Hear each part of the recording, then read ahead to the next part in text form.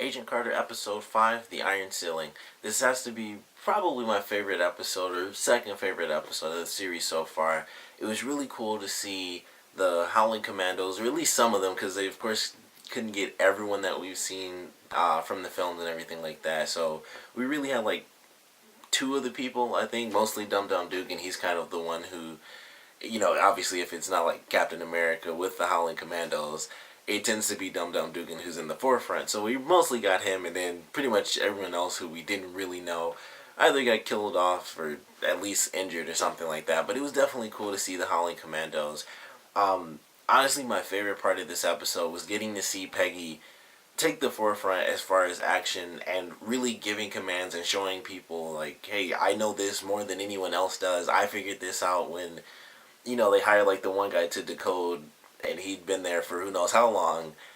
She was the one, making all these changes. She changed people's minds. She, kind of got the full story that, you know, people didn't even know was a hidden story. So it was really cool to see her kind of make these differences and change people's minds, even if it was like a little bit and it was for one moment, and it unfortunately may or may not go back to normal in future episodes. It was cool to see her make a huge impact on like really just the guys that she works with in this episode. So I really enjoyed that. That was without a doubt my favorite part. She was, kind of giving orders like, hey, if we do teams like this, it'll be better, it's safer.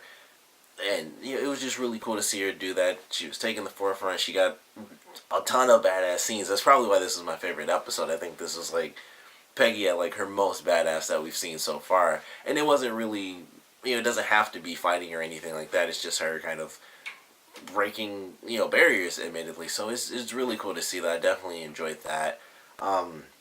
God, the woman who was at like the super crazy kid training camp or whatever, that was pretty crazy to see in the beginning. I thought it was, fairly, I can't say simple, but like, simple crazy, I guess. And then she like snapped the other girl's neck, and it went just like insane crazy, because it wasn't just like, oh, these kids are fighting each other and they're training to get stronger. Like if you lose, you get beat or something like that. It's like, no, if you lose, it's like some crazy Spartan Roman type stuff. Like you lost, so you're weak, and then you just die. And like this little training battle with kids like 12 years old, and just ridiculously young ages, and they're just like killing each other off for whatever reason. The one girl got a piece of bread, the other girl didn't. That would have seemed like one of the things, like you lost so you don't get to eat.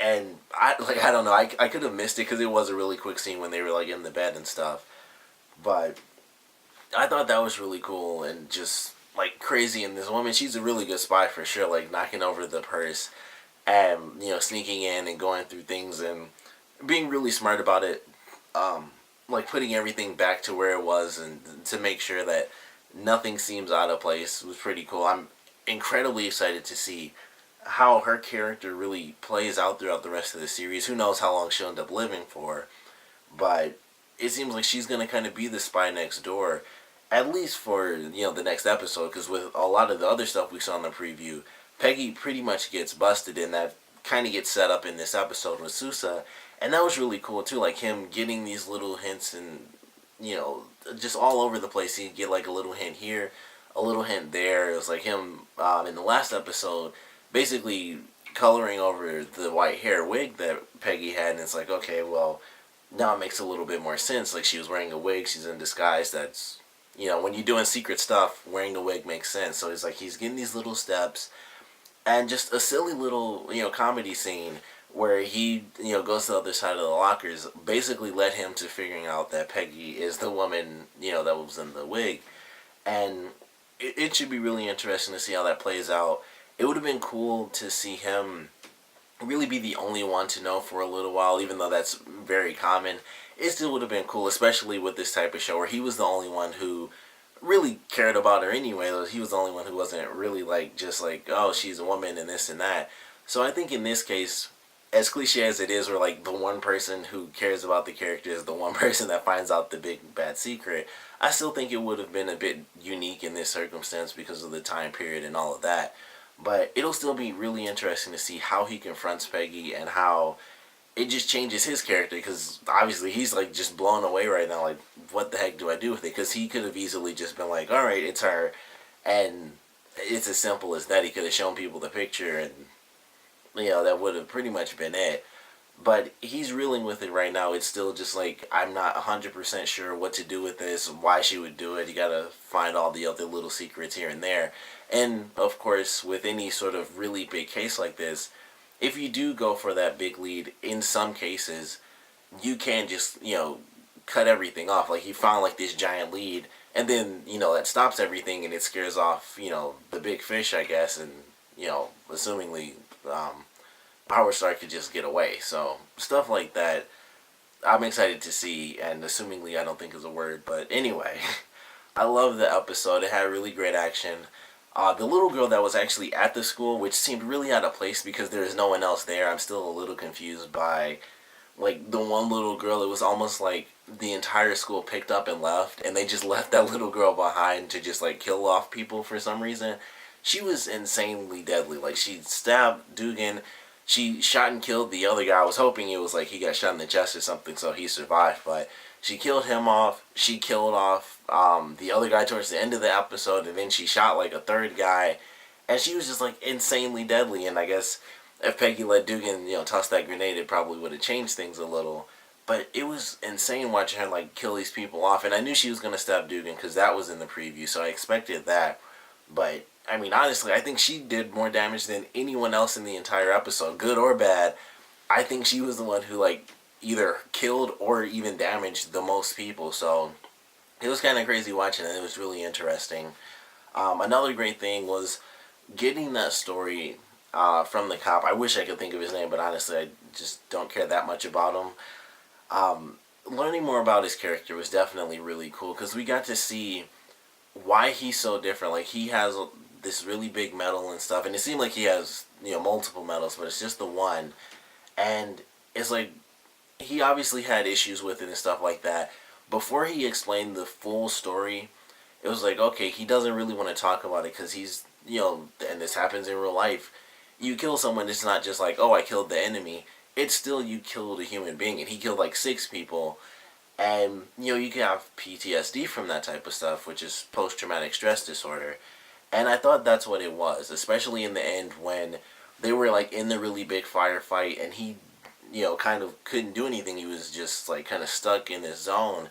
I figured it was because he had already done that and he could easily do it, but it's something that just stayed with him. Like, I killed these 6 people. I saved, my people and stuff like that, but I still, like, I got up, I jumped up, and I killed off like 6 human beings, whether it was war or not.